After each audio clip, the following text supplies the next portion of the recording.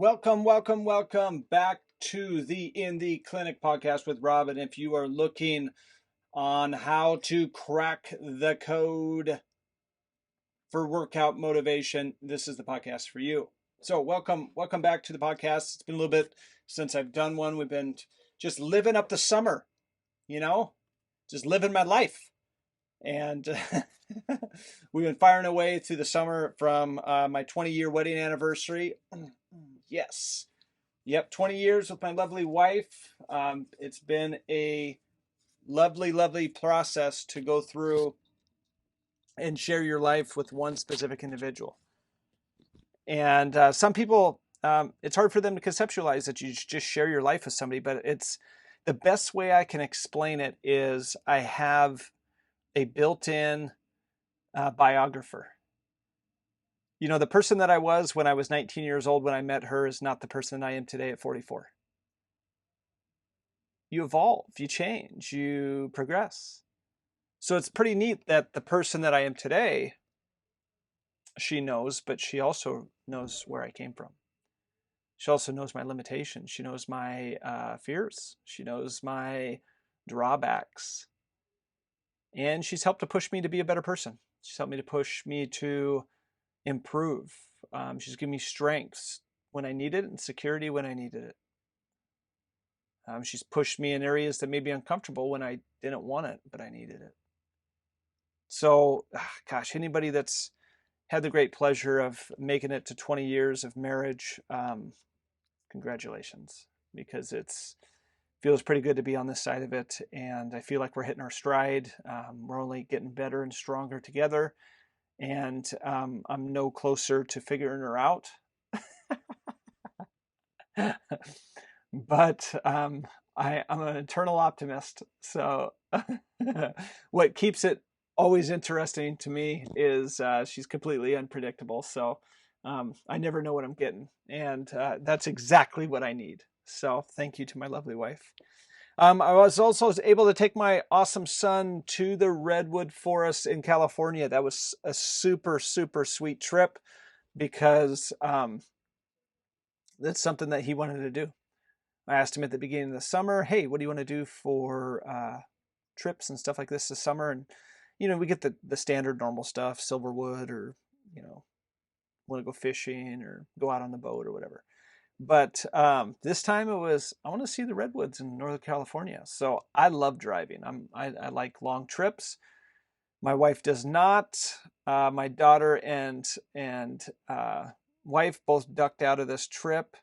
So it was cool, just the broskies. We were able to get in the Tahoe and get driving about 14 straight hours. Well, it wasn't straight. We stopped and played along the way, but it was 14 hours down to Eureka, California, where our final destination was.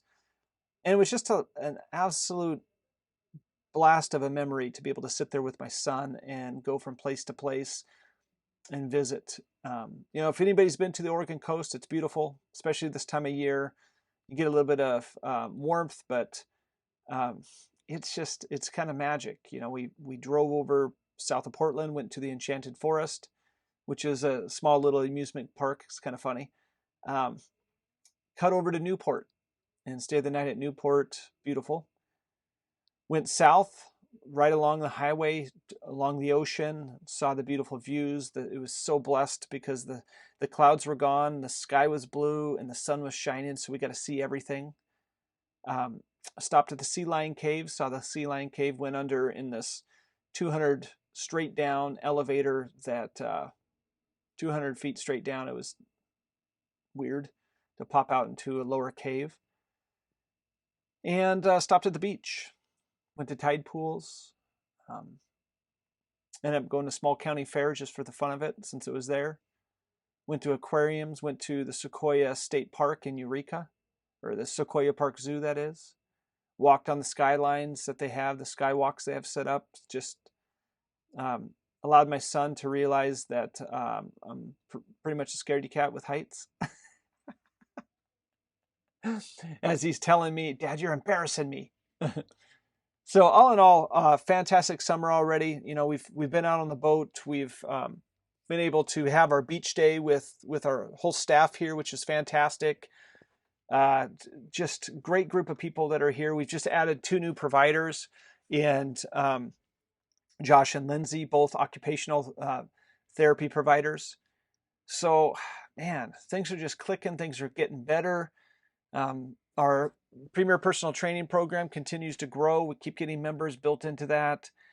It's just a blessed way of being thankful to the great fortune that we have and that we keep building upon. So I'm very thankful to have the people that I get to show up and work with every day. I'm very thankful to my loving family at home that supports me in every avenue that I'm going through and is able to give me the tough love I need to stay the course. And I'm thankful to you. Thankful to you, to the listeners that listen to this and give me encouragement to continue to make podcasts, keep adding content that benefits their lives, and all in all, continue to partake in our businesses, from the physical therapy, the occupational therapy, the massage therapy, the personal training, to even the pre-employment exam. So all in all, thankful to all of you. But time to crack the code on workout motivation. Now, this podcast is really dedicated to the individuals that are looking to improve their fitness, their wellness, their overall health. And maybe you have been in a workout program. You've gone through and you've been getting after it with your fitness. You're staying dedicated to your gym. You're making gains. But sometimes we start losing a little bit of our mojo. We start losing a little bit of our motivation, our ability to really push and thrive through what we're trying to do.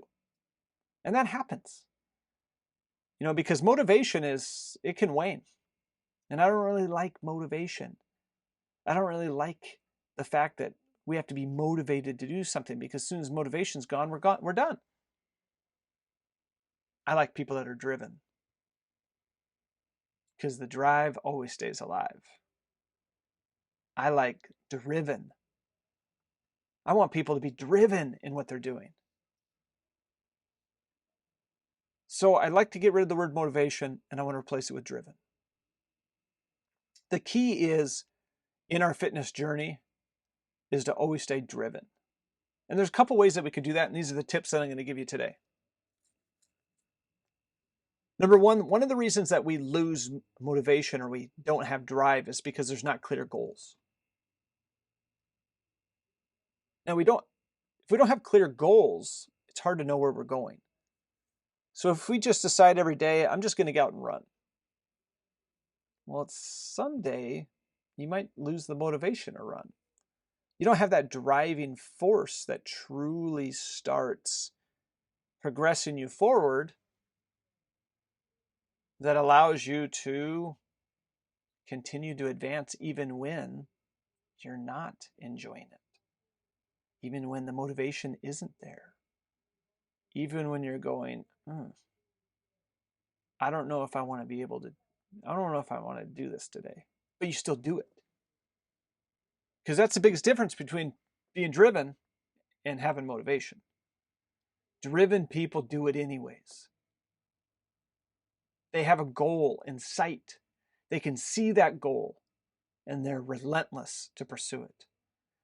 Their achievement is reaching their goal, not in motivation. Motivation doesn't matter. It doesn't matter if I want to do this. It doesn't matter even how much I like doing it. I will be relentless in my goal. My feelings will not get in the way of my attainment of this goal.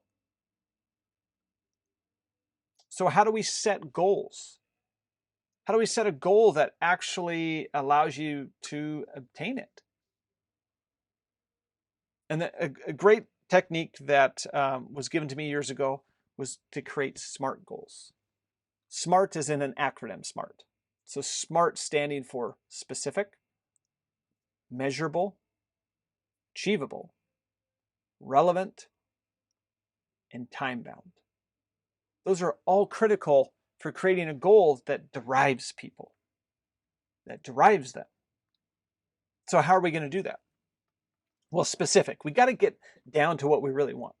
If you have a fitness goal, it might be to lose weight. So you might say, I want to lose 15 pounds. That's very specific. It's a yes or a no.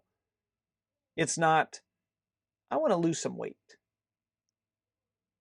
I want to feel better. I want to lose weight and feel better. Well, what does that mean? How do you know you achieved it? How do you know you got there? 15 pounds, boom, specific, measurable. Can you measure your goal? If not, you're kind of floundering. You're like a floppy fish. If you can't measure your goal, how do you know you achieve it? It's the worst kind of goal to make, because now you don't even know where you're going. You want it to be concrete, 15 pounds, boom, I can measure that. I'm going to get on the scale every morning. After I go to the bathroom, naked. Poof. Same every time. I'm going to measure it. Achievable. Is your goal achievable? I will never dunk like LeBron. Guarantee it. I'm almost resigned to the fact that I will never dunk unless the rim is lower than 10 feet.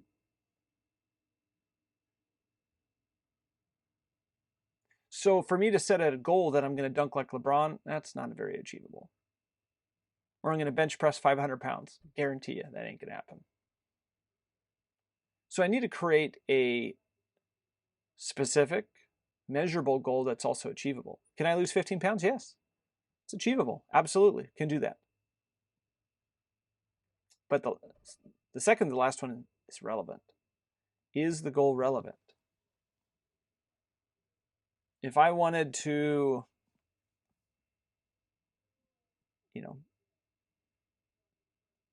lose 100 pounds, well, I might be able to achieve it. It's measurable, it's specific, but is it relevant? Like, would it actually improve my life, my health, for me to lose 100 pounds? I mean, it might be detrimental to my health. So it's important that we have a goal that's relevant. Your goals need to be so that they make an impact in your life. That when you achieve it, it's a milestone of, yes, yes, I need to get this degree. So then I can become a physical therapist.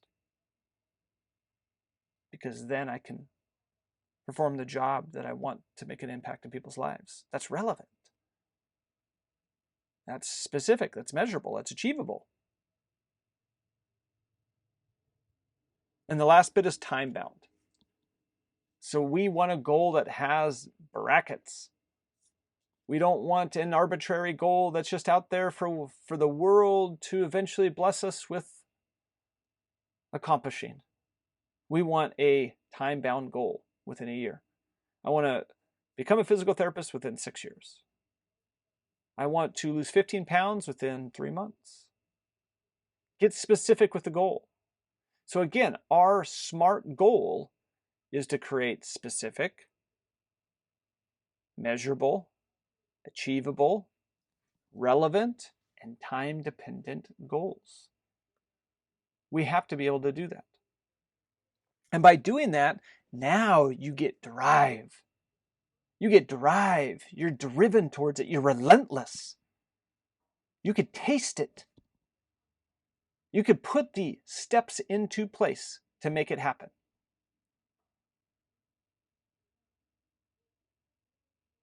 And that goes to our second step.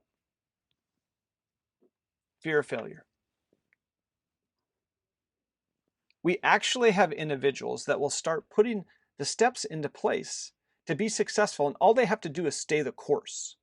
Just keep doing what you're doing, and you'll be successful. You'll hit your 15-pound goal.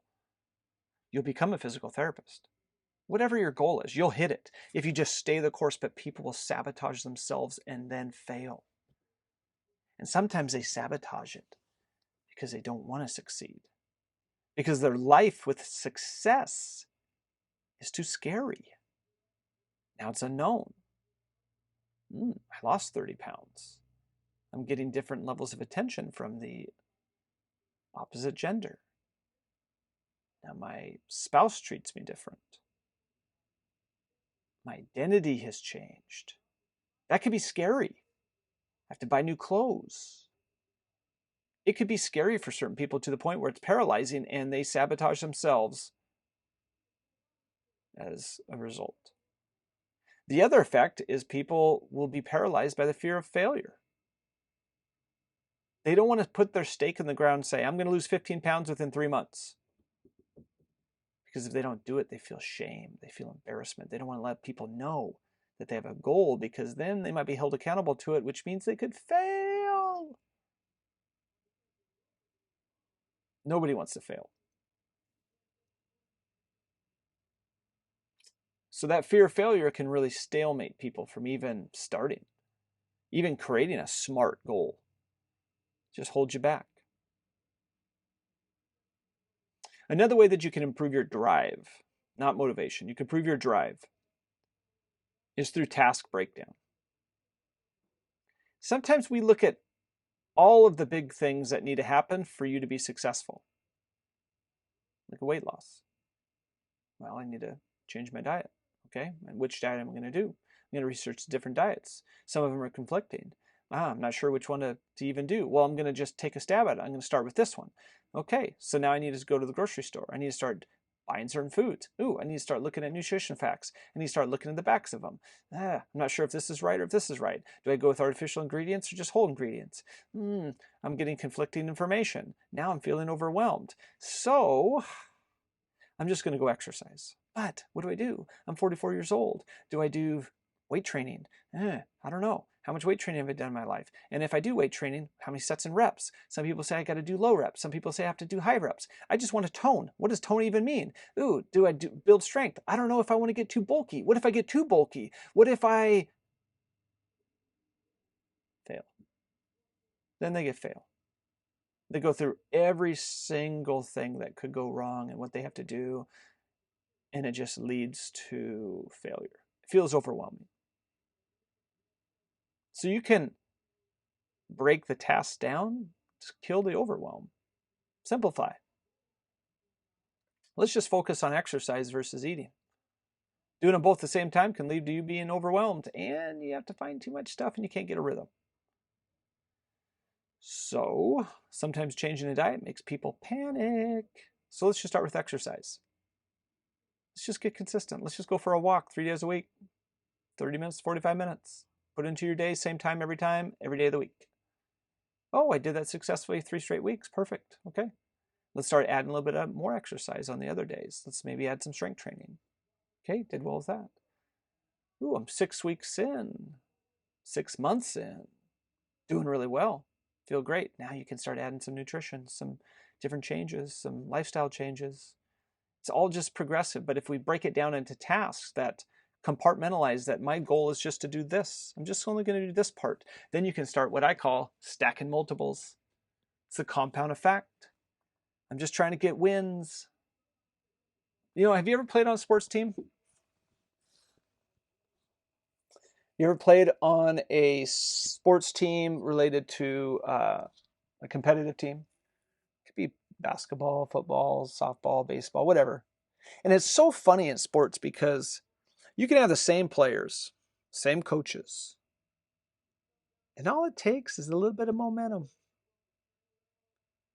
You know, a hit turns into a base runner turns into a scored run turns into more runs. More runs turns into a win.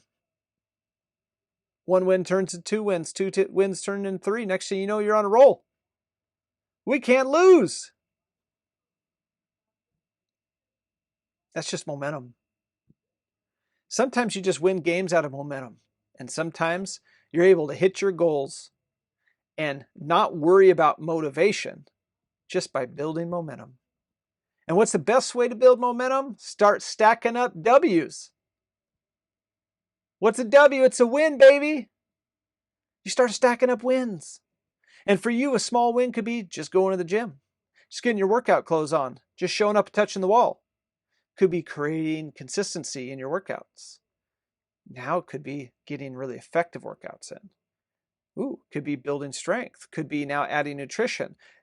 It could be anything that you feel good about. Now you're stacking. You're stacking multiples.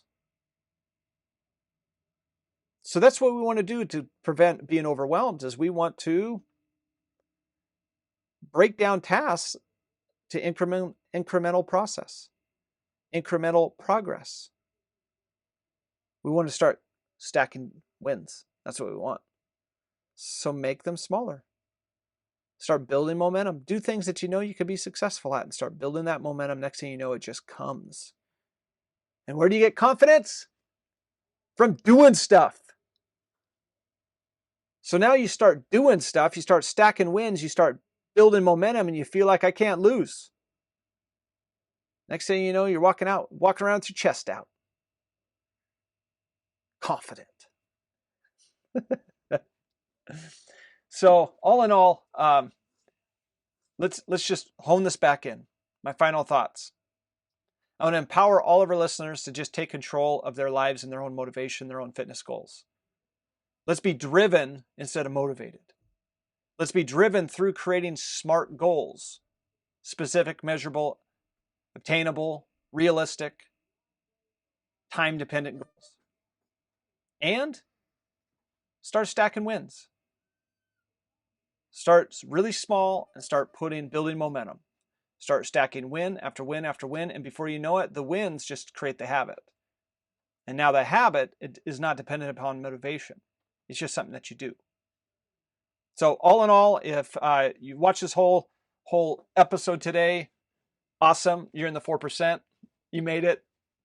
And 2, hopefully you can start applying these to your life. You can start stacking wins, and it helps you with your fitness and your overall health and wellness. So all in all, best to you. If you like this episode, please share, please subscribe, hit the little like button as well, or leave a comment. If you want more content related to specifically your ideas, then drop a comment, let me know what you want, and I'll do it. All right, have a good day. Thanks, team.